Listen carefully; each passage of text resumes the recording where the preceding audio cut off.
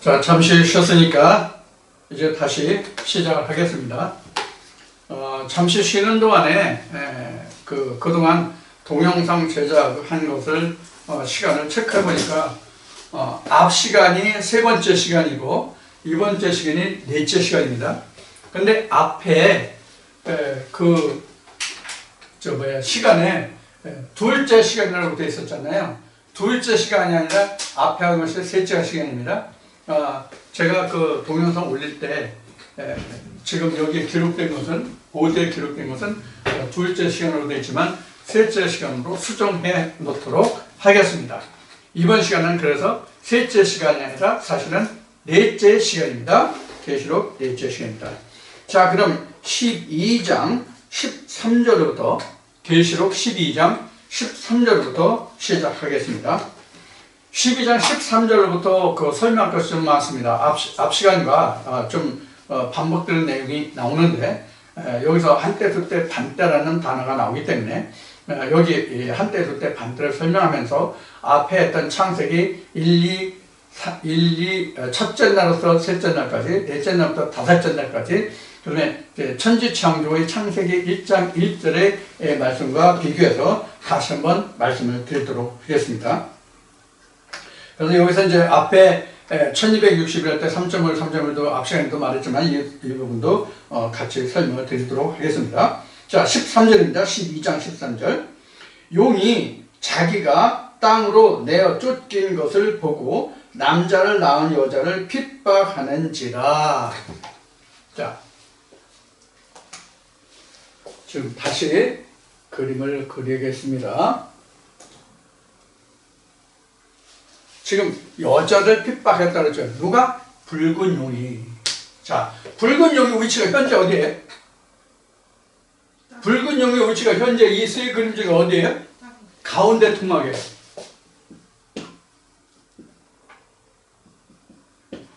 붉은 용이 어디 있었어요?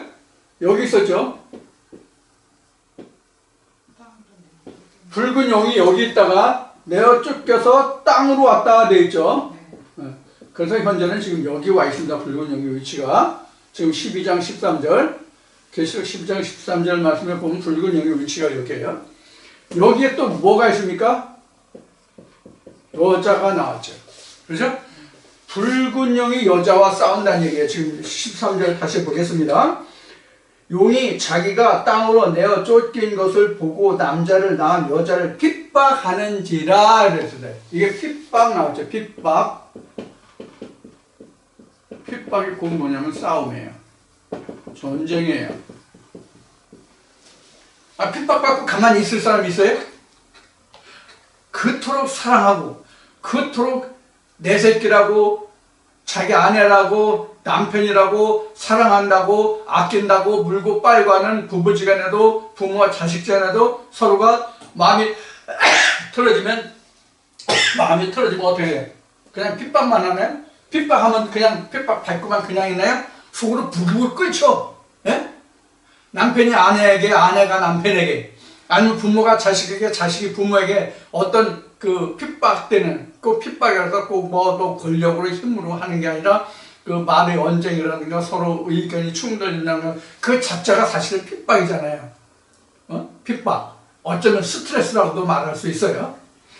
그런 것을 가지고 조용히 가만히 누그러뜨리고 평상시처럼 그 일상생활을 지속할 만한 사람은 그리 많지 않을 거예요. 자, 그런 것이 곧 뭐냐면 핍박이에요. 자, 요 붉은 용과 여자의 싸움이 핍박이 언제까지 지속된다고 그랬어요? 둘째 사망이 이길 때까지. 둘째 사망을 이길 때까지 이 핍박이, 이 싸움이, 이 전쟁이, 이 스트레스가, 이런 긴장이 계속 된다. 이렇게 말씀을 드렸어요, 앞 시간에. 그래서 여기는 참 하늘이잖아요. 여기가 참 하늘인데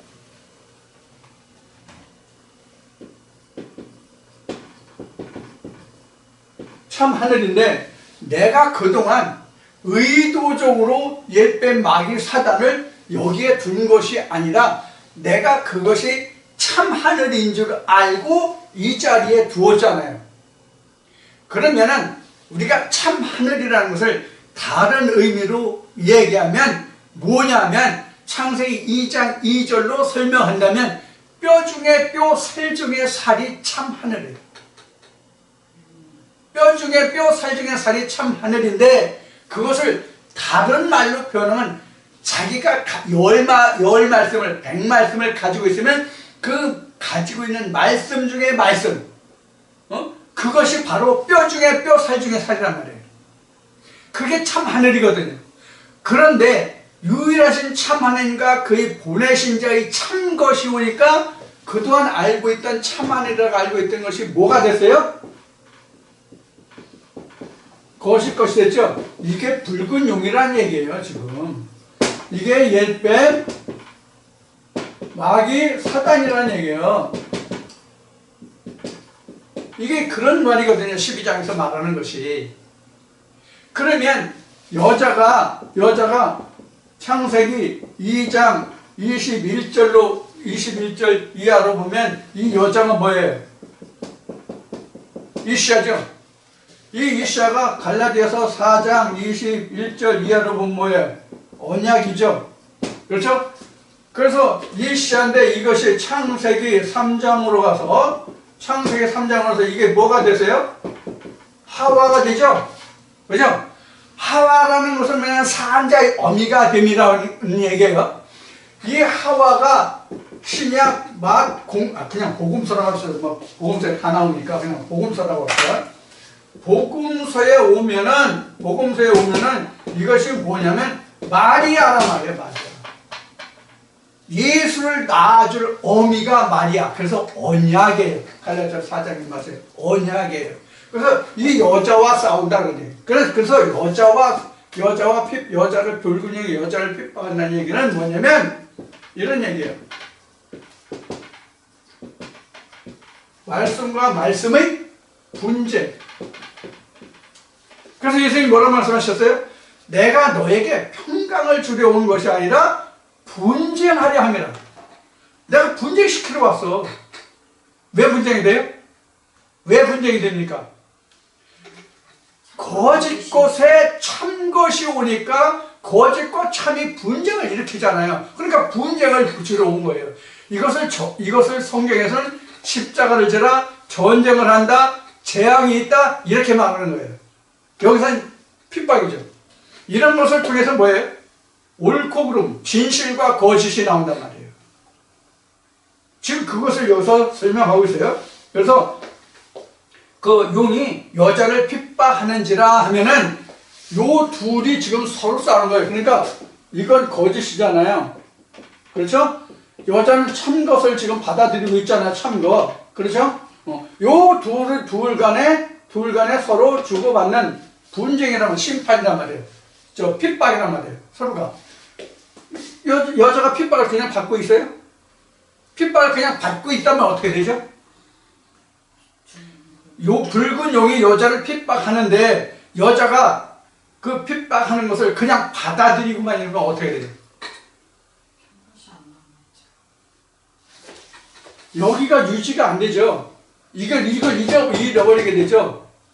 그래서 여기에서는 이기었다, 싸운다 이렇게 나온 거예요. 붉은 용과 더불어 싸움이 났다, 하늘에 전쟁이 일어났다 이렇게 설명한 거예요. 핍박이 없으면 전쟁이 일어나요, 안 일어나요? 그럼 핍박이 있다는 얘기는 뭐예요? 서로가 핍박이 있다는 서로가 다르다는 얘기예요. 핍박이 있다는 얘기는 네 뜻과 내 뜻이 다르기 때문에 서로가 서로를 핍박하는 거로 생각을 한단 말이에요. 부부지간에, 부모와 자식지간에, 형제간에 분쟁이 일어났다는 거예요. 내 의견과 내 의견이 서로 충돌이 생겼을 때, 그렇죠? 그것이 곧 핍박이에요. 나는 이것이 좋은데 너는 왜 그것이 좋다고 그러냐? 나는 이것이 옳은데 너는 왜 저것이 옳다고 그러냐? 이것이 바로 뭐예요?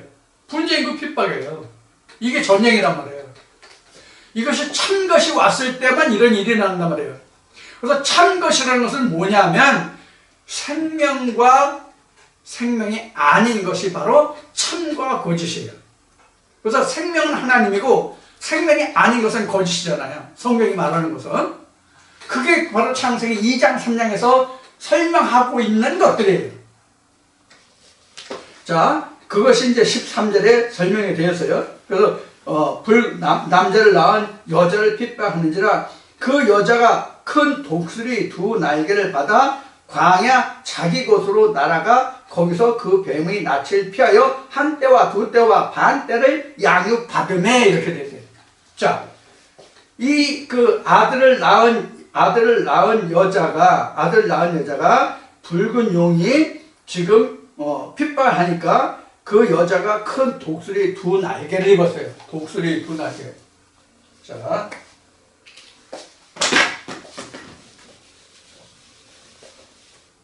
치웁시다.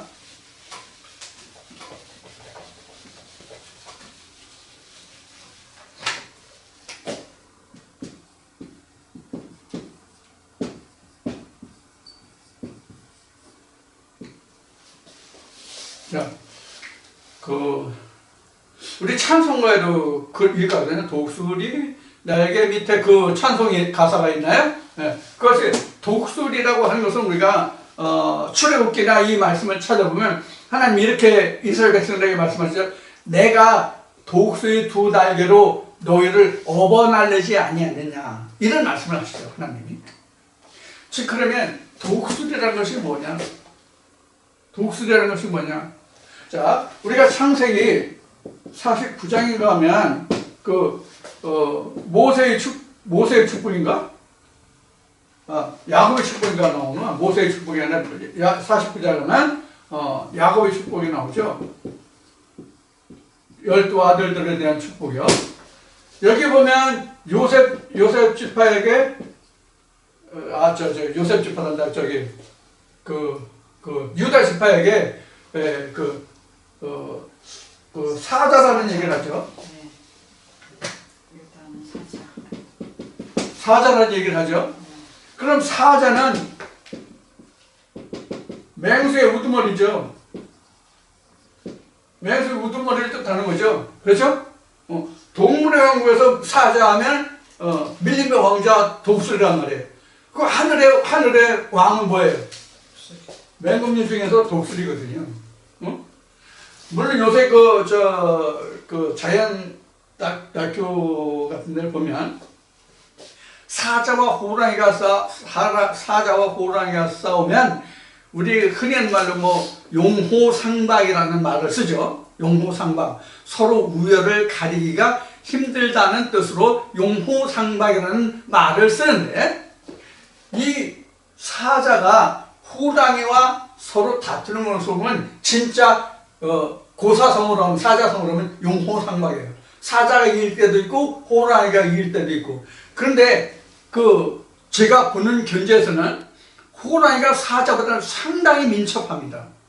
사자는 목줄을 물어서 숨통을 끊는 그런 입의 악력은 큰데 호랑이 같은 경우는 그런 것보다도 악력도 있지만 앞에 양발을 사용해서 자유자재로 상대방을 발톱으로 핥혀 뜯는 그런 것이 상당히 뛰어나더군요. 호랑이 같은 경우는. 그래서 사자가 얼른 호랑이에게 덤벼들지 못하는 그런 범접하지 못할 그런 날렵함을 가지고 있는 것이 호랑이더라고요. 자, 잠시 이제 사자와 호랑이를 얘기했는데, 자, 이제 본론으로 다시 넘어가서 사자는 그런 의미에서 맹수의 우두머리로, 그 다음에 하늘의 제공권을 가진 짐승 맹금류가 바로 독수리이기 때문에 독수리라고 얘기한 거예요. 그리고 우리가 지난번에 14만 4천 무리를 할 때 민수기 1, 2, 3장에서 에스겔 1장에서 성막을 중심으로 해서 동서남북에 진을 세 지파씩 배치했던 그런 설명을 드린 적이 있죠. 거기 보면 사람, 사자, 독수리, 소 이런 모양이 바로 깃발에 새겼던 그런 설명을 드렸죠. 에스겔 1장을 통해서. 그래서 이제 이것이 이스라엘 출애굽 때의 진 배치도인데 그 진 배치들을 에스겔 1장에서 민수기 1, 2, 3장에서 각각 어느 지파가 어느 방향에 배치되어 있는지를, 그리고 성전 안에는, 상막 안에는 레위 지파 중에 아론의 지파가, 아론의 아들들이 어떻게 그 배치되어 있는지를 말씀드린 적이 있어요. 자, 그래서 거기에 보면은 독수리가 나오는데, 독수리는 바로 제공권을 얘기하는 거예요. 제공권이라는 건 뭐예요? 하늘의 존재가 하나님이잖아요. 하나님이라는 그 뜻 자체가, 우리는 하나님이라고 얘기하지만 성경에는 해븐으로 나오잖아요. 하나님 나라는 해븐 간출이잖아요. 하나님 나라가. 자, 그렇기 때문에 독수리는 바로 그런 의미입니다. 그리고 두 날개라고 하는 것은 물론 짐승이 두 날개지만 또 그 다니엘서나 에스겔서 보면 그 각 방향에서 6날개가 있다, 앞뒤에 눈이 있다, 뭐 이런 설명이 나오죠. 바로 그 두 날개가 바로 뭐냐면 안과 박. 우리가 이제 안팎으로 할 때는 이렇게 쓰죠. 안팎이라고 쓰죠. 근데 안과 밖이라고 할 때는 이렇게 쓰죠. 안과 밖이라고 쓸 때는 쓰는데 그냥 붙여서 안팎 할 때는 이렇게 쓰죠.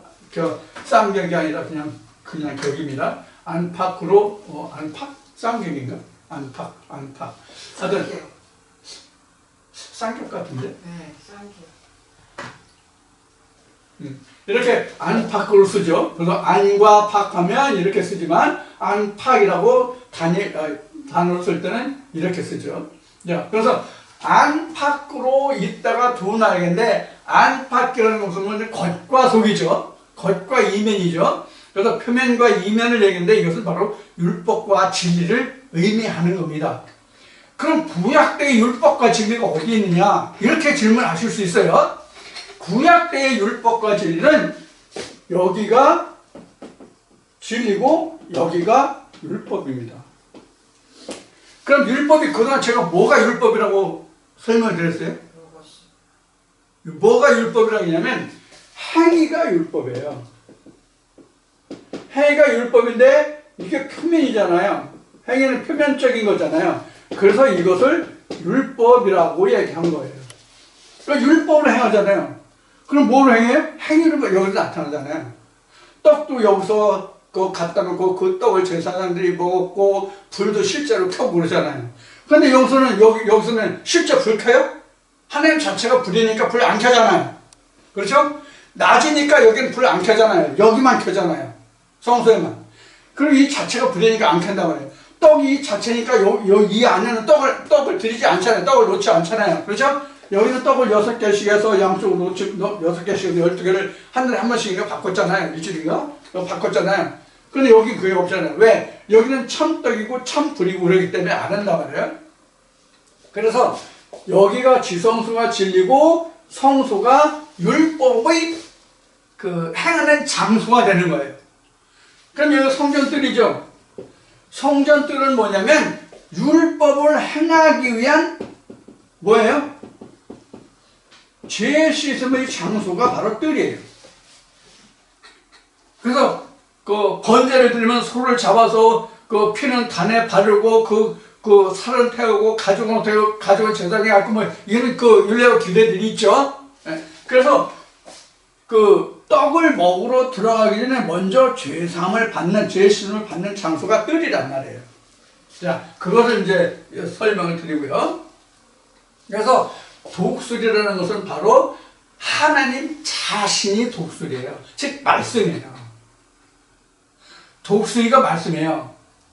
그리고 하나님이고요. 여기서 창세기 49장에서 그 유다 지파를 사자로 보면 나중에 말씀을 맡아서 하나님의 대제사장이 나올 그런. 그래서 히브리서에 보면은 하나님이 아론 지파를 말하지 않고 다른 지파, 곧 유다 지파에서 대제사장이 나왔다는 설명을 그래서 히브리서에서는 하고 있는 거예요.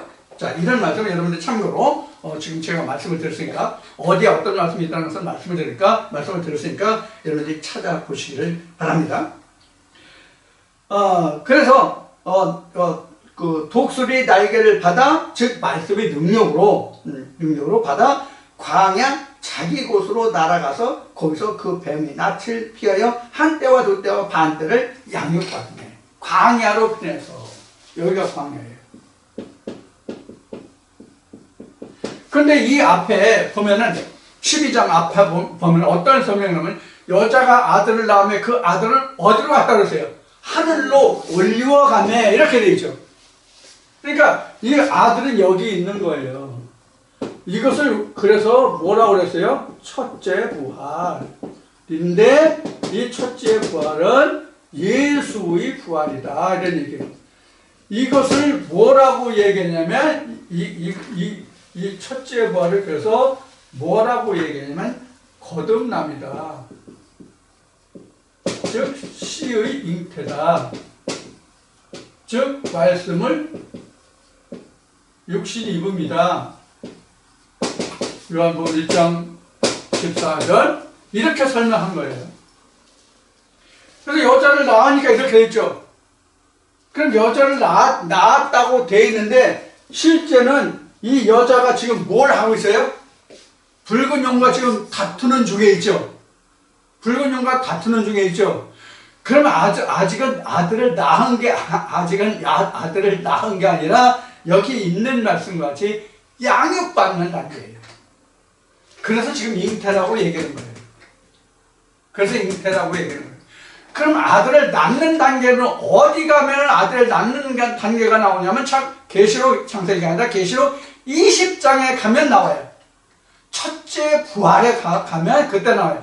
첫째 부활에 가면 아들을 낳는 것이 아니라 그때도 사실 지금 아들을 낳았다고 했지만 첫째 부활에 가면 그때가 바로 뭐냐면 이 잉태가 온전한 잉태가 되는 거예요. 온전한 잉태. 온전한 잉태가 뭐라고 그럴까? 그 분화가 일어나서 그 아들 형상이 이루어졌다고 그럴까? 사람의 형상이. 성경에서는 아들만 잉태하니까, 예수만 잉태하니까 이제 아들이라고 표현한 건데, 아들이 잉태해서 그 형상이 다 이루어진 단계가 언제냐면, 계시록 2장에서는 첫째 부활이에요. 그게 진짜 첫째 부활이에요. 예수가 완전히 성태가 된다고 해야 되나? 온전한 모습을 이루는 그런 상태. 그러니까 유산할 우리가 이제 여자가 임신해서 아이가 자랐다고 할지라도 어느 시간까지는 정상적으로 출산하기 전까지는 뭐라고 그러지 그러고 뭐라고 그러지 그걸 뭐라고 하나요? 사산을 할 수도 있고 그게 아기가 지워질 수도 있죠. 그렇죠? 그걸 뭐 하혈한다고 그러나 뭐라고 그러지? 네. 그래서 착상이 제대로 돼서 온전히 출산을 할 때까지는 내가 그 아이에 대해서 온전하다고 할 수가 없죠. 예를 들어서 8달, 9달 가서도 우리가 사산하는 경우가 있잖아요. 지금은 의학이 발달해서 뭐 거의 그런 경우가 없지만은 옛날에는 아이가 다 자랐는데도 아이가 태중에서 죽어가지고 아기가 자연 수술 지가 나오려고 출산하려고 아이가 돌질 않기 때문에 출산할 때 여자가 죽는 경우가 있었잖아요. 지금 이제 수술해서 어미는 살고 아이가 태중에서 죽었을 때는 수술해서 산모는 살리고 아이만 죽게 되는 이제 그런 경우가 되지만은 옛날에는 같이 죽었잖아요. 출산을 못하면 아이와 산모가 같이 죽었잖아요. 옛날에는. 자, 이제 그런 것을 우리가 이제 생각하면서 여러분 이 말씀을 들으시면 이해가 좀 빠를 것 같아요. 자, 그래서 지금 여기서 양육을 받는다는 게 어디냐면 여기 지우고 설명하겠습니다. 여기서 광야로 지금 피했다 이렇게 얘기했어요. 광야가 어디예요? 여러분들 광야 하면 뭐죠? 여러분들 광야를 이해하려면 어떤 말씀을 찾아야 우리가 광야를 이해할 수 있어요? 어떤 말씀을 찾으면 광야를 이해할 수 있어요? 다니엘서의 71회를 우리가 이해를 하면 돼요. 넷째 시간 다시 씁시다. 자, 광야를 이해하려면 다니엘서의 71회를 이해하면 돼요. 71회가 이렇게 되잖아요. 세 토막이잖아요. 이거 이제 같이 요 세 토막하고 똑같습니다. 그러면 62일에 거꾸로 했어요.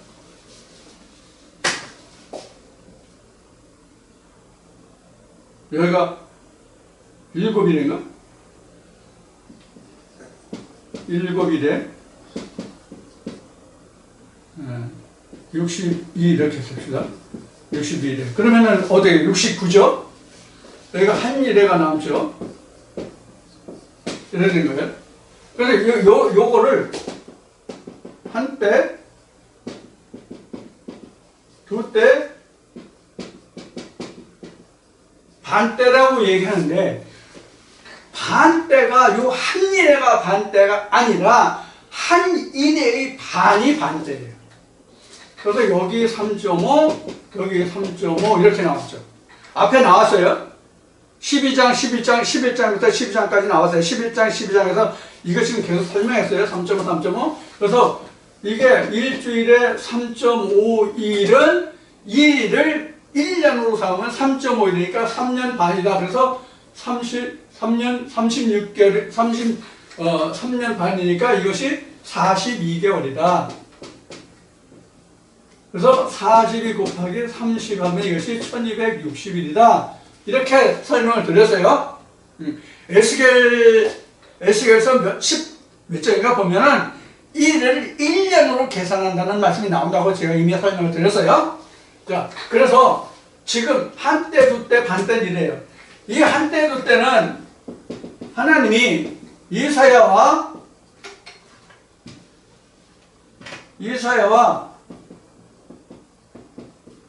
에레미야를 통해서 예언하시기를 유다가 바벨론 느부갓네살의 몽에, 즉 식민 지배하에, 그 통치하에 있는 기간을 70년이라고 예언을 해요.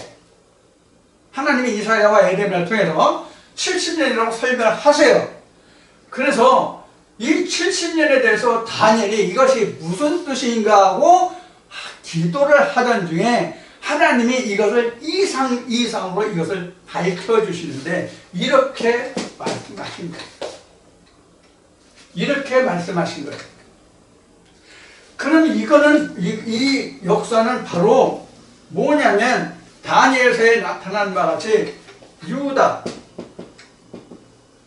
유다의 장차 일어날 일들이거든요. 성경에서 하나님의 말씀이지만 세상의 역사로 설명한 유일한 예언서가 다니엘서 한 권뿐이에요. 이것은 세상 역사 속에서 하나님의 백성이라고 했던 이스라엘 백성들이 장차 일어나고 겪을 모든 상황들이 다니엘서 한 권에 다 들어가 있어요. 요 이상을 다 본 다니엘이 혼전한 이유가 바로 그거예요. 앞으로 자기 백성들이 당할 그 하나님의 재앙을 인해서 다니엘은 혼전했습니다. 그게 바로 뭐예요? 우리가 흔히 하는 말로 이스라엘 백성들이 홀로코스트라고 얘기해요. 뭐예요? 그런 당할 일들을 다니엘이 일찍이 본 거예요. 내 짐승의 이상을 통해서 본 거예요. 내 짐승이라고 하는 것은 우리가 세상의 역사로 현재 밝혀지고 풀어진 것을 보면 바벨론으로 비롯해서 이제 요 뒤에 이제 다시 이제 그 말씀드린 13장에서부터 또 이제 다시 나오는데, 그 바벨론을 시작해서 그 다음에 메대와 바사를 통해서, 그 다음에 헬라를 통해서, 그 다음에 그 로마를 통해서, 그 다음에 멸망 후 로마 열 발가락 시대를 통해서 앞으로 유다가 겪을 모든 것을 다니엘은 다 본 거예요. 하나님의 이상에 의해서 본 거예요. 그 말씀이 풀어졌던 거거든요. 그래서 다니엘서가 지금 그 구약에서는 다니엘서가 그리고 신약에서는 요한계시록이 앞으로 장차 일어날 사항들이고 하나님의 일이고 다른 말씀은 다 이미 다 이루어졌다라고 신약에서 말하는 것이 바로 여기에 근거를 두고 있는데 사실은 틀린 얘기죠. 창세기부터 요한계시록에서 무한 반복되는 말씀이에요. 이 지구촌에 있어서 인류가 존재하는 한은 성경은 무한 반복된다. 각 사람에게 시대에 따라서 무한 반복되는 말씀이다. 창세기에서도 요한계시록까지 마치 우리에게 창세기에서 요한계시록까지 이 말씀이 순차적으로 다 일어나고 순환되는 것과 같이 모든 인류에게 시대와 인간에게 다 항상 무한 순환되는 말씀이다. 적용되는 말씀이다. 이 말씀을 드리고요. 그래서 다니엘이 바로 이런 이상을 풀어내는 거예요. 그래서 지금 여기 한때, 두때, 반때는 것은 요 한일의 부분에 대한 반때는 얘기해서 전반부 반때, 후반부 반때예요. 전반부 반때는 앞에서 뭐라고 설명을 드렸어요? 쉬운 얘기로 12장의 바탕으로 설명하면 붉은 용이 지배하던 그 시대가 전반 뭐예요? 반때. 하나님이 역사하시는 그 후반부가 후반 반때. 그래서 여기도 1000년, 여기도 1000년 이렇게 된 거예요. 이걸 1000년이라고 한 거예요. 1000년이라고 한 그 근본을 보면 바로 그 42개월 1260일을 두고 한 얘기예요. 그러면 앞으로 요 일만 이루어질 것 같으면 요게 계시록이잖아요. 그렇죠? 여기도 계시록이고요. 그렇죠? 그러면 앞에 한때 두때는 필요가 없다는 얘기가 되죠. 그렇죠? 신학적으로 다니엘서와 요한계시록만 나왔다면 요한계시록이 바로 요 부분을 이야기하고 있잖아요. 반때를 이야기하고 있잖아요. 요한계시록이 반때에 대해서 한때, 두때, 반때를 이야기하고 있는 것은 사실은 요한계시록이에요. 이 앞부분을 얘기하는 것이 아니라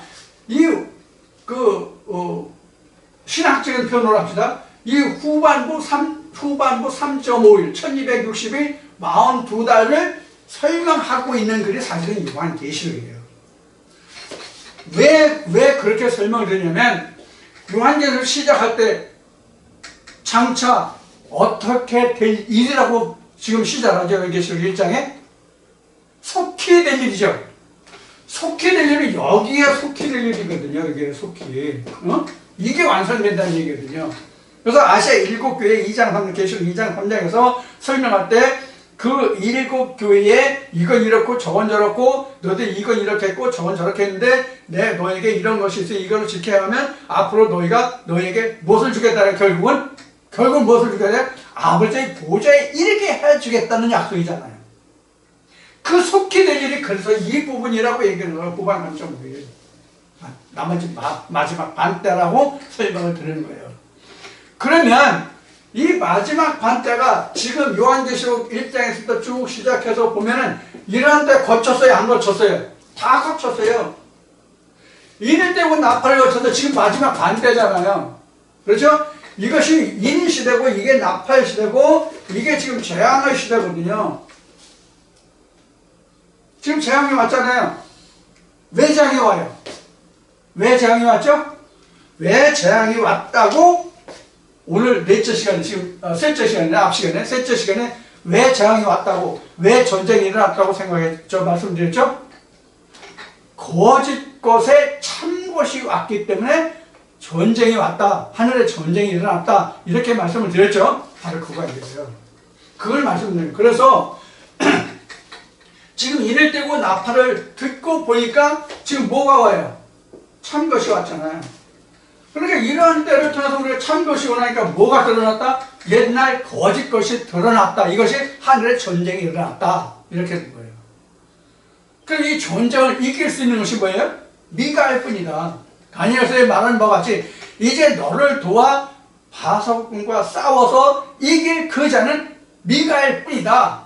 미가엘 즉 말씀이라고 그래요. 오늘날 우리로 말하면 예수도 생명의 말씀이라면 내가 너에게 이른 말이 영이요 생명이라고 한 그 말씀이란 말이에요. 그게 미가엘이 된단 말이에요. 실제 천사가 뭐 우리 초등학교 갈 때 뭐 선녀꾼 남아 선녀꾼에서 그 잠자는 날개 같은 옷을 입고 그런 것이 아니라 자 그래서 여기 한 때와 두 때를 그 기록한 건데 바로 이러한 거예요. 그러면 여기 또 지워야 되겠네.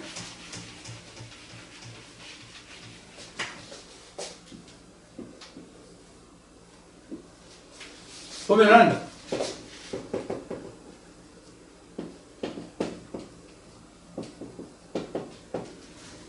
이렇게 되잖아요. 이게 이렇게 나눕시다. 반대로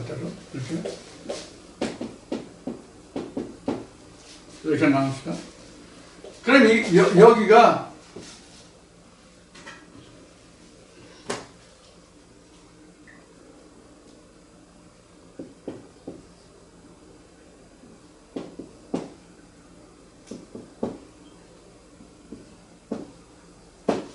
이렇게 된단 말이에요. 여기는 사실 무관해요. 한때부터 반때지만. 여기 이제 그 계시록의 인나팔 이제 재앙인데 이게 이제 12장에서 나온 게 지금 하늘의 전쟁이죠. 전쟁이 지금 재앙이 시작이에요. 전쟁이라는 게. 그래서 이 뒤에 가면 이제 6666이 끝나고 그 다음에 이제 이제 재앙이 이제 시작되는 말씀으로 이제 이어져 가거든요.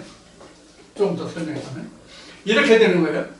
그래서 지금 여기 반때가 이러한 과정이니까 인나팔 이게 지나가야 되는 거예요. 그래서 한때, 두때, 반때 이렇게 되는 거란 말이에요. 자 그래서 여기가 첫째 날, 셋째 날 하늘에서 이루어지고 땅에서 이루어지고 이게 마태복음 6장이라고 그랬죠. 자 요런 그 관계가 설정이 되는 거고요. 그래서 지금 이게 7일에 62일에 한 일이에요. 그래서 우리가 천지 창조라고 하는 부분이 일주일 역사죠. 창세기 1장의 6째 날, 2장이 반때, 3장이 반때거든요. 자, 그래서 지금 창세기 1장, 2장, 3장이에요.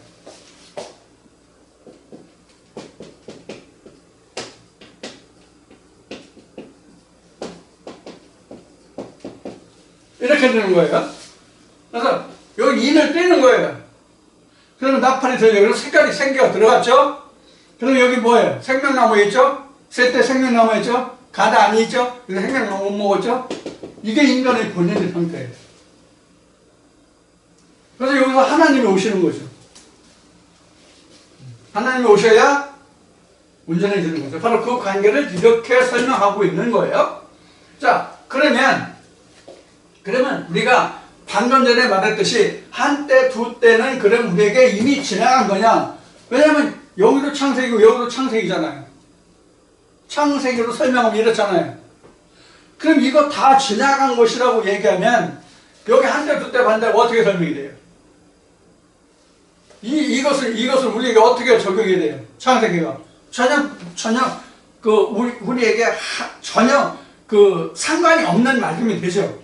그렇죠? 그럼 진짜 전혀 상관이 없는 말씀이 되나요? 창세기 1장 1절이 뭐라고 앞 시간에 설명했죠? 이게 성전을 보여주는 거다. 이것이 천지창조다 라고 말씀을 드렸죠? 그 천지창조가 아니라는 거예요. 일어날 수가 없는 거예요.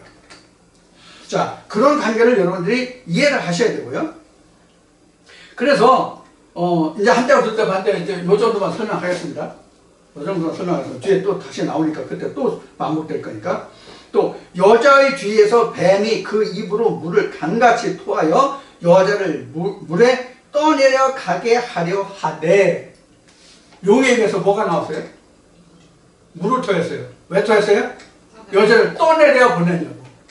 자,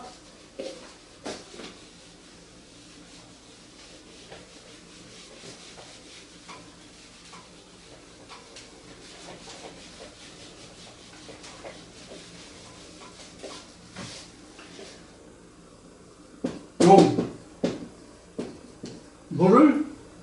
퍼부었다고 합시다.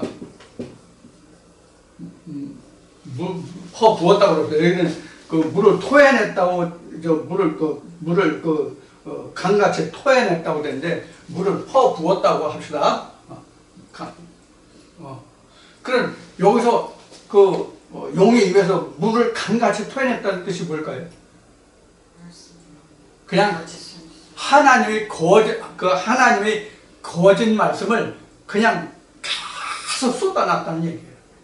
한 예를 들어봅시다. 한 예를 들어봐요.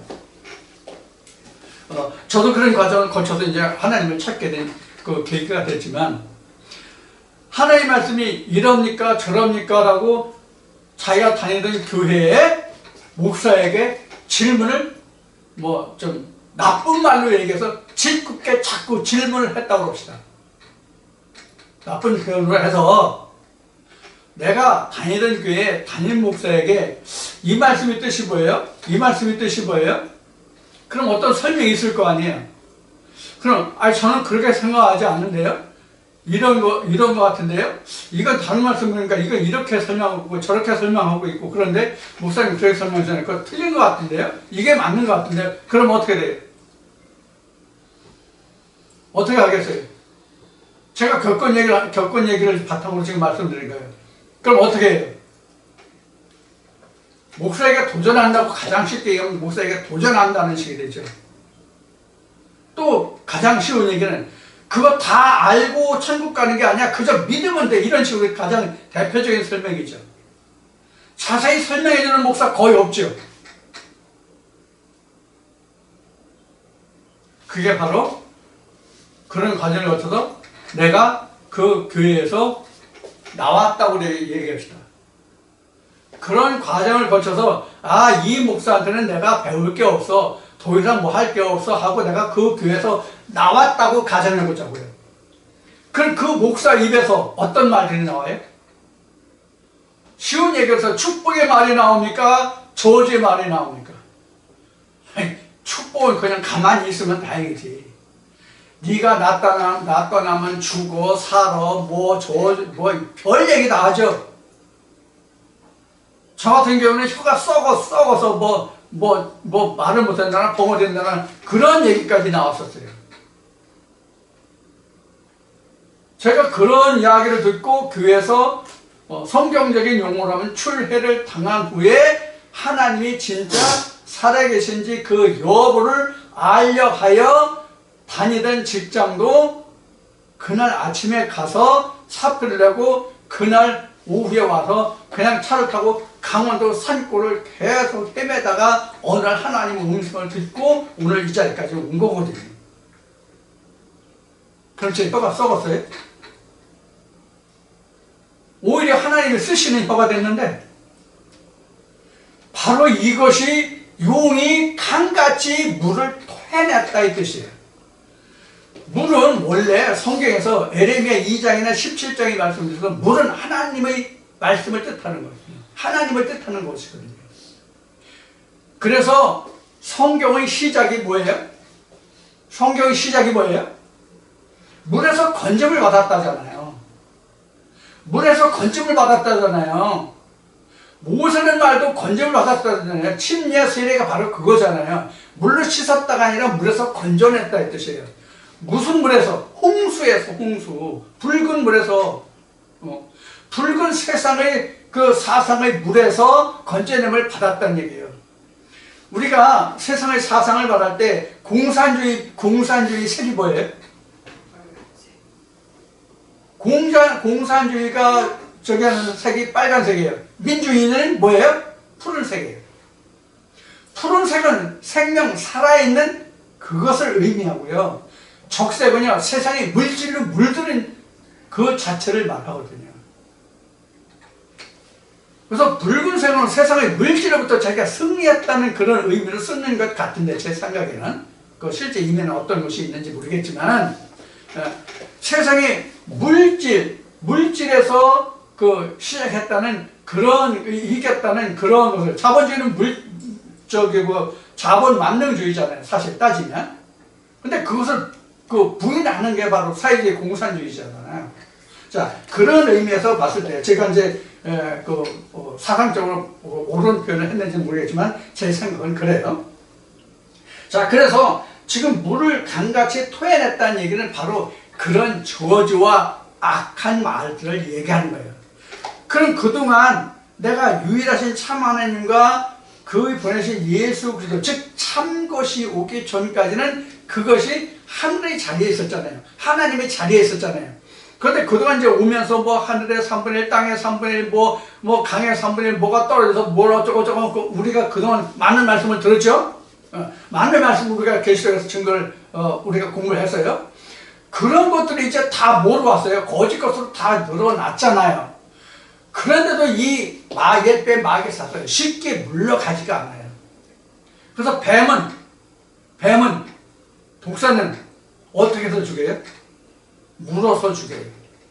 전에 뱀의 독을 쏘는 그 이가 어떤 모양으로 되어 있다고 그랬죠?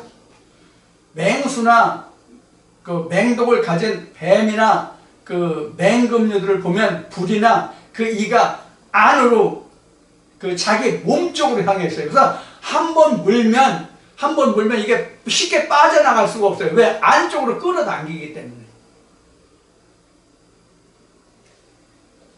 그래서 뱀은 물어 죽인다의 의미가 있는 거예요. 물어서 독을 뿜잖아요. 그럼 그게 어디 있어요? 물어서 독을 뜯는다는 게. 그래서 이 독사의 새끼들아 이렇게 나온 거예요. 물어 죽인단 말이에요. 뭐를 물어요? 말을 물어요. 자, 그래서 그 결국이 죽는 거기 때문에 그 독이 그 꼬리에 있더라.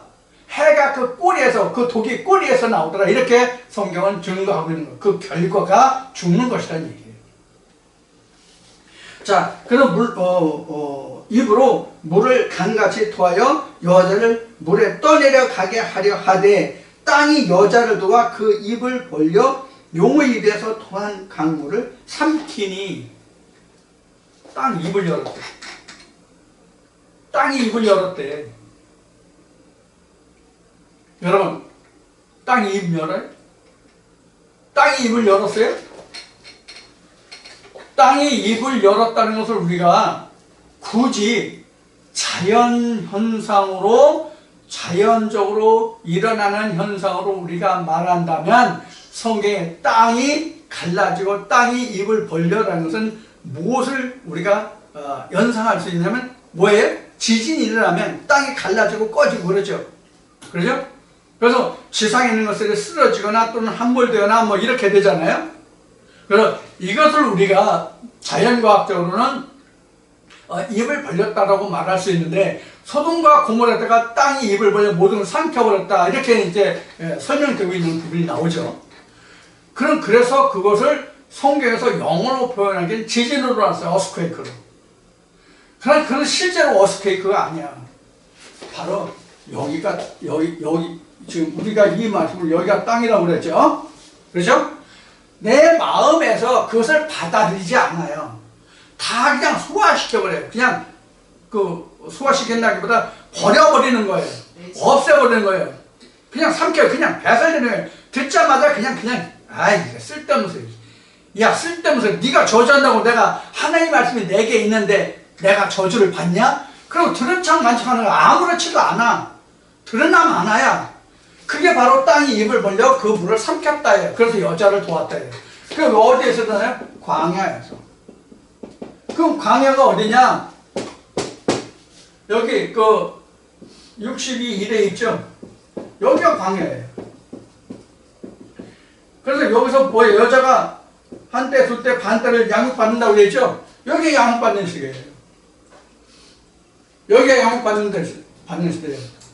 근데 광야에서 양을 받는데 한때, 두때, 반때가 나왔죠?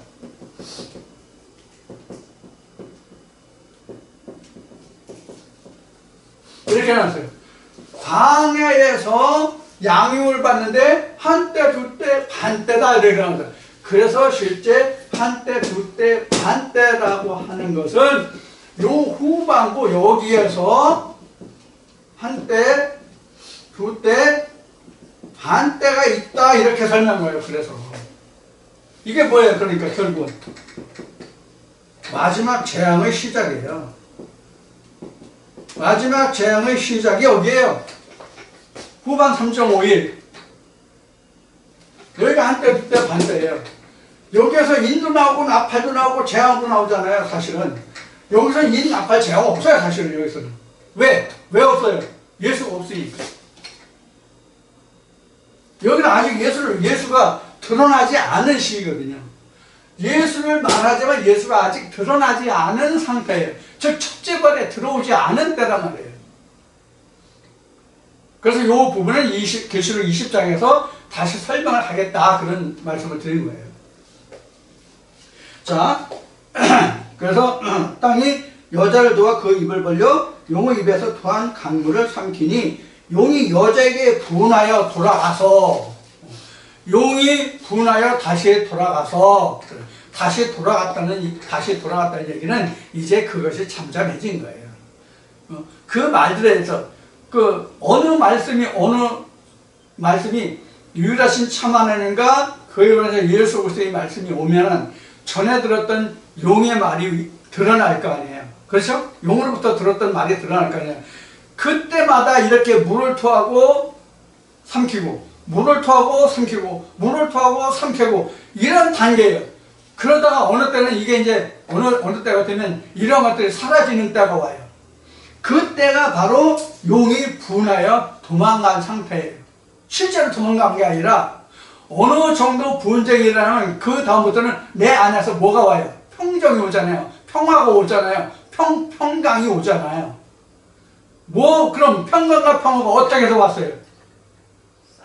평강과 평안이 어떻게 해서 왔어요? 분쟁을 통해서 승리함으로 평화가 왔잖아요. 그래서 우리가 어떤 정치가가 이런 말을 했죠. 좋은 전쟁보다는 나쁜 평화가 좋다는 말을 했는데, 이런 건 세상에 없는 거예요. 성경에도 없고 세상에도 존재하지 않는 거예요. 나쁜 전쟁이라는 건 좋은 전쟁이라는 건 없어요. 나쁜 평화라는 것도 없고 좋은 전쟁이라는 것도 없어요. 그리고 평강과 평화라는 건 반드시 힘을 우위로 한다. 힘을 바탕 근거로 한다. 그래서 힘이 곧 뭐예요? 평강과 평안이에요. 그래서 내가 주는 평강과 평안은 세상이 주는 것과 같지 않다는 말은 내가 그런 힘보다 더 우위에 있다, 더 큰 힘과 그 능력이다, 이런 뜻과 같은 거예요. 힘이 없으면 절대로 평강과 평안이 아니에요. 예를 들어서 저 때도 그렇지만 지금도 마찬가지가 뭐냐면, 학교에서 요새는 일진이라는 말이 별로 안 들리던데, 얼마 전까지도 일진이라는 말이 많이 나왔죠. 자, 일진이 우두머리가 학교 갈 때 오늘은 어떤 일이 생길까? 누가 나한테 뭐 할까? 이런 염려 걱정하고 가요? 어깨 펴고 가요. 나름대로 저 자식이 일진이야, 저 나쁜 놈이야 라고 속으로는 말할지 모르겠지만 그는 절대적인 힘을 우위로 무엇을 누리고 살아요? 평강과 평화를 누리고 살아요. 그 우두머리는. 깡패투공도 마찬가지예요. 언제 어느 놈이 와서 나를 도전해서 내 자리를 빼앗아 갈지 모르지만 그 힘이 존재하는 한은 자기 수하들을 잘 거느려서 자기 존재를 잘 관리하는 한은 자기가 무시되고 살잖아요. 물론 언제 칼춤 맞을지 모르지만 그 깡패투공도. 자, 이와 같은 논리를 여러분들 생각하시면 이 부분을 쉽게 이해하실 수 있을 거예요. 자, 그래서 여자의 남은 자손, 곧 하나님의 계명을 지키며 예수의 증거를 가진 자들로 더불어 싸우려고 바다 모래 위에 섰더라. 자, 이 관계를 한번 여러분들 잘 상상해 주시기 바랍니다. 자, 붉은 용이 하늘에 있었죠. 그렇죠? 땅으로 내어 쫓겼어요. 근데 지금 어디로 내어 쫓겼어요? 바다 모래 위로 갔다고 그랬죠? 지금 여기는 바다 모래 위에 섰더라. 지금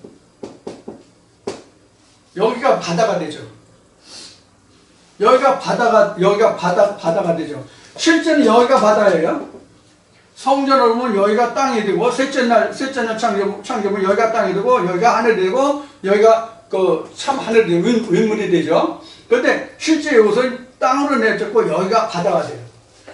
그러면 지금 용이 어디로 때서 하늘에서 땅으로 쪄서 땅에서 다시 바다로 내려왔어요. 우리가 성경적으로 말하면 여기는 바다예요. 사로스로는 바다예요. 천지창조의 구분에서는 여기가 바다죠. 여기가 하나님의 성전의 뜰이죠. 근데 성전뜰은 사실 누구나 들어올 수 있는 자리예요. 성전뜰은 누구나 들어올 수 있는 자리예요. 원하기만 하면 누구나 들어가요. 쉬운 얘기로 교회는 자기가 원하기만 하면 누구든지 가요.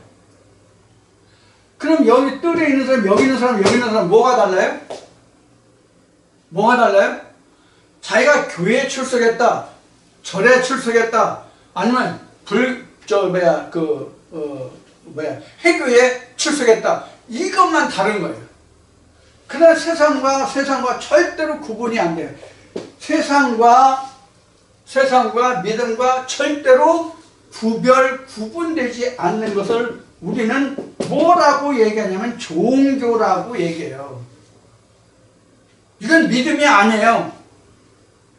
이걸 종교고, 그 다음에 요 광야로 왔을 때가 계명이에요. 이 계명이라는 것은 양육을 받는다 이 뜻이에요. 계명이라는 얘기는 양육을 받는다 이 뜻이에요. 하나님의 양육을 받는다 이 뜻이에요. 그래서 여기 광야로 내쫓았죠. 여자가요. 아들은 하늘로 들리고요. 그래서 아들은 하나님이 키우는데 사실 누가 키워요? 여자가 키우는 거예요. 어미가 키우는 거예요. 해를 입은 여자가 키우는 거예요. 그 아들을. 뭐로? 양육받으면서 그 아들을 키우는 거예요. 근데 아들은 하늘로 들렸다는 얘기는 그 아들은 하늘의 존재, 하나님의 존재라는 뜻이지요. 실제 하늘로 들려 올라갔다 이 뜻이 아니에요. 제가 이 말씀을 받고 얼마 안 됐을 때에 그 어느 목사가 그 하나님의 말씀을 아주 깊이 잘 전한다고 해서 한번 갔었어요. 그래서 그때 갔는데 마침 지금 증거하는 이 말씀, 계시록 12장 이 말씀을 했어요. 여자가 아들을 낳는데 아들이 하늘로 올려오고 여자는 광야로 갔다. 이러거든요. 그래서 봐라. 말씀에 이렇게 기록되어 있지 않냐. 그래서 아들은 하늘로 올라가고 여자는 광야에 가서 그 양육을 받다. 그러면 지금 이 모자지간은 어떻게 됐어요? 모자지간의 상태는 세상적으로 말하면 어떻게 됐어요? 생이별을 한 거죠. 그게 아니란 말이에요. 그 아들은 완전히 하늘로 올렸다는 얘기는 완전한 영적 존재예요. 여자는 아직 하늘이 되지 않아서 하늘이 되기까지 양육을 받는다 이 뜻이에요.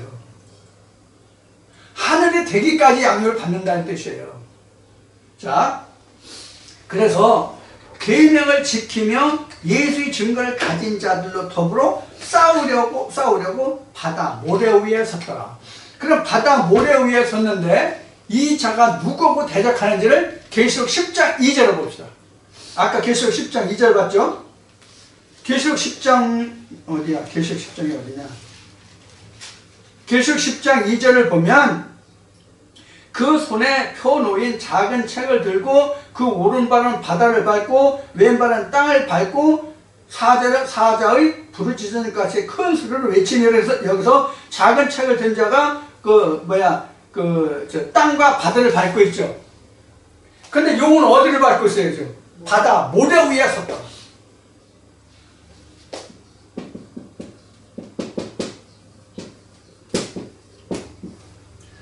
여러분들 지금 바다 모래 하면 여러분들 뭐 생각이 납니까?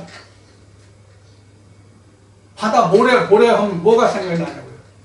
하나님이 아브라함과 그 언약을 하실 때 내 자손이 하늘의 별과 같이 바다의 모래같이 아주 넘치려고 충만하라고 말씀하시죠. 하나님.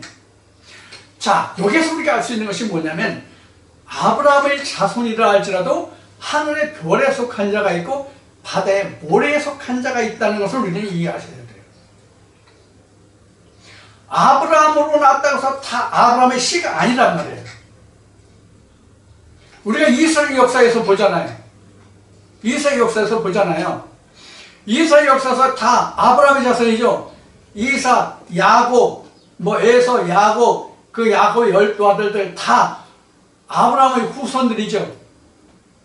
아브라함의 후손들이잖아요. 아브라함의 후손들인데 아브라함의 후손들에서 진짜 아브라함의 반열에 들어간 자가 과연 몇인지 하는 것을 우리가 생각해 봐야 된단 말이에요. 그러면 바다에 모래가 많아요? 하늘에 별이 많아요? 바다에 모래가 헤아릴 수 없이 더 많죠. 그럼 하늘의 별과 바다의 모래는 무엇을 상징합니까? 하나님 같은 아브라함의 같은 믿음의 시라 할지라도 하나님께 속한 자가 있고 세상 땅에 속한 자가 있다는 이야기죠. 그러면 제가 처음에 이 말씀을 인해서 제가 고민하고 또 고민하고 걱정했던 것이 무엇이냐면, 그러면 이 세상의 수많은 사람들이 하나님의 이름을 부르고 그의 아들이라고 부르고 하나님을 아버지라고 부르는데 그러면 저들은 어떻게 되는 겁니까? 하는 문제였어요. 이게 바로 하늘의 별과 땅의 모래의 관계예요. 바울이 증거한 바로 말하면 하늘의 해달별에 속한 자는 경건의 모습과 능력을 가진 자요, 바다의 모래는 경건의 모양은 있을 때 능력을 가지지 못한 자예요. 마태복음 25장으로 말하면 자기가 등은 있다고 하나 기름이 없는 자들이에요. 하늘의 별은 등과 기름이 있는 자예요. 하나님의 신부요 그 아들이 있는 자예요. 하나님의 언약이 그 살에 있는 자예요. 인침을 받은 자예요. 생명책에 농명이 된 자예요. 이제 생명책이 그래서 비로소 계시록 20장에 가서 다시 나오는데, 물론 계시록 2장 3장에서 그 언약을 내가 하늘에 하나님 나곤의 열매를 먹겠다, 생명나무 먹겠다, 하나님 보지 않게 해주겠다, 여러 말씀도 나오지만 그 결과가 계시록 20장에 가서 나오거든요. 자, 그래서 지금 여자를 이기지 못하고 여자를 삼키려고 불을 강같이 표현했지만 그 땅이 입을 벌려서 그걸 삼키고 나니까 여자가 용이 분화해서 지금 다시 어디로 왔어요? 모래로 왔어요. 그러니까 모래로 왔다는 것은 자기 그 쓸데없는 모래와 같은 모래라는 것은 뭐냐면 성을 쌓을 수 없는 것이 모래예요. 근데 흙은 성을 쌓을 수 있죠. 그래서 노아 때 이렇게 창세기를 보면은 노아 이전에 하나님이 이것을 악으로 여겼던 것은 뭐냐면 그들이 어떻게 했어요? 벽돌을 쌓아서 우리끼리 성을 쌓아서 뭐 하자 이런 말씀이 나오죠. 그게 뭐가 됐어요? 바벨탑이 됐죠. 그렇죠? 흙은 이렇게 자기들이 토성을 쌓을 수 있어요. 이게 악이에요. 이게 악이거든요. 땅에서 토성을 쌓았다는 얘기는 하나님과 두절된 상태를 의미하는 것이 토성을 쌓았다예요. 사람으로 성벽을 쌓았다예요. 창세기 2장 3장으로 말하면 무화과 나무 잎으로 옷을 해입었다 이 뜻이에요. 하나님으로 입지 않고 무화과 잎을 입었다. 무화과라는 것은 사실 사람을 뜻하는 거예요. 자, 이러한 의미들을 포함하고 있는 것이 12장 말미에 나온 말씀이고, 이렇게 용들이 모임이 바다에 서서 용들이 패거를 지어서 자기네들이 스크럼을 짜고 자기네들이 아승을 쌓아가려고 하는 그 무리들의 결국이 13장에 가서 이는 곧 사람의 수니 지혜가 있는 자는 세어보라 그 수가 666이다 이렇게 나온 거예요. 자, 그래서 지금 여기에 12장 말미에 지금 몇 절에 12장 말미 17절에 나온 이 말씀이 용이 지금 예수의 증거를 가진 남은 자들과 싸워서 모래에 섰다는 것은 바로 뭐였냐면 여기에 발을 디딘 책을 가진 자와 여기에 발을 디딘 용과의 싸움이에요.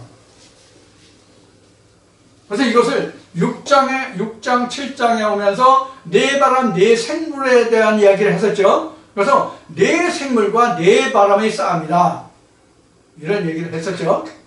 이것은 결국은 하나님의 참 선지자와 하나님의 거짓 선지자의 싸움이다. 그 얘기와 같은 거예요. 자, 이제 이렇게 해서 이제 요한계시록 12장까지 이제 마치게 되고, 지금 이제 그 방금 말씀을 드렸던 것 같이 13장에서는 교계에서 그토록 그 말이 많은 666을 이제 설명하는 그 과정이 바로 계시록 13장이 되겠습니다. 그러나 요한계시록 13장에 대해서 오늘날 많은 그 신학자들과 목사님들 사이에서 666은 일찍이 그 지금은 미국이 그 트럼프 대통령이 지금 그 수반이 대통령이 되지만은 트럼프 앞에 그 오바마가 있었죠. 그 오바마가 대통령을 그 8년간 재임할 때 그가 해놓은 것이 뭐냐면 오바마 케어죠. 오바마 케어 중에 들어있는 것이 뭐냐면 RFID라고 하나요? 그 스몰 칩을 그 사람 그 인체에 박는 거. 이것이 바로 6666의 바코드다라고 얘기해서 말이 많았죠. 그런지 아닌지도 우리가 계시록 13장에 들어가서 666이라는 말씀과 함께 풀어보고자 합니다. 자, 오늘은 요한계시록 12장 17절까지 해서 말씀을 모두 마치고요.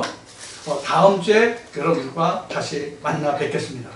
아주 좋은 계절, 천고마비의 계절입니다. 여러분들 어떤 일로 요소아의 소위를 삼으시고 즐거운 시간을 가지시는지, 즐기고 계신지는 모르겠습니다. 여러분들 이 말씀과 함께 즐거운 시간, 즐기는 시간을 가지시고 하나님과 항상 동행하는 에녹과 같이, 엘리야와 같이, 모세와 같이, 예수와 같이, 여호수아와 같이 하나님과 동행하는 삶을 통해서 여러분들 삶의 질이 풍성해지를 바라고, 모든 세상의 아픔과 고통을 이기고 예수 그리스도의 주시는 생명의 말씀으로 평강과 평을 얻으시는 한 주를 살아가시기를 기원하면서 다음 주에 다시 뵙겠습니다. 감사합니다.